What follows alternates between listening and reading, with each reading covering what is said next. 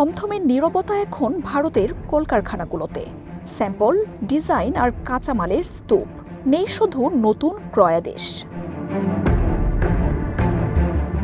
ভারতের ওপর আমেরিকার ৫০% শুল্ক কার্যকর হচ্ছে ২৭ আগস্ট বুধবার। তার আগে দেশের বেশিরভাগ শিল্প কারখানার চিত্রই এমন।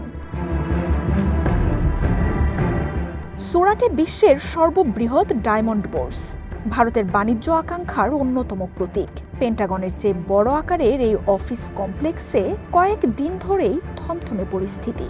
২ দশকের মধ্যে ভারতের হীরা রপ্তানি সর্বনিম্নে ঠেকেছে।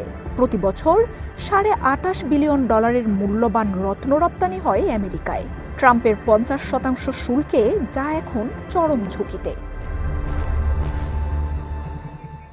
আমেরিকার শুল্ক ঘোষণার পরই সুরাটে মূল্যবান রত্ন ক্রয়ের আদেশ সীমিত হয়ে এসেছে। শুল্ক কম থাকা বেলজিয়াম, বতসোয়ানার দিকে ঝুঁকছেন ভারতের ক্রেতারা। আর এতে এখানকার ব্যবসায়ীদের বাণিজ্য কমতে পারে ২৫% পর্যন্ত। এশিয়া, মধ্যপ্রাচ্য আর ইউরোপের বাজার ধরতে মরিয়া ভারতের ব্যবসায়ীরা। তবে ওয়াশিংটন দিল্লি বাণিজ্য চুক্তি না হলে শুধু সুরাটেই তাৎক্ষণিক কাজ হারাতে পারেন ১.৫ থেকে ২ লাখ মানুষ। ডায়মন্ড ইন্ডাস্ট্রির বেশিরভাগ মানুষই সুরাটে কাজ করে। সব মিলিয়ে তা ২৫ লাখের বেশি। শুল্ক কার্যকর হওয়ার সাথে সাথেই এখানকার ১ লাখ মানুষ কাজ হারাবে। আমি এখন আমার জন্মস্থান উত্তরপ্রদেশে ফিরে যাওয়ার চিন্তা করছি। পরিস্থিতি বিবেচনায় আর কোনো বিকল্পই নেই।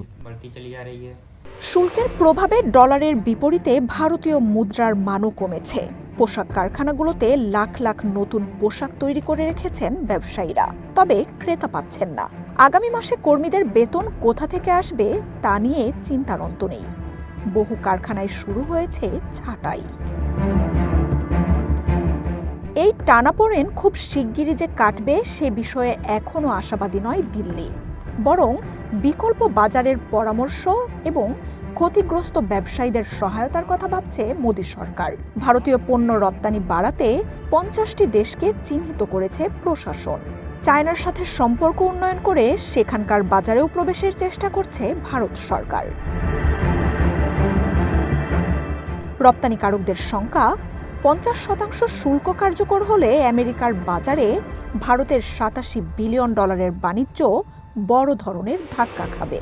ধারণা করা হচ্ছে সেপ্টেম্বরেই আমেরিকায় ভারতের রপ্তানি কমতে পারে অন্তত ৩০%।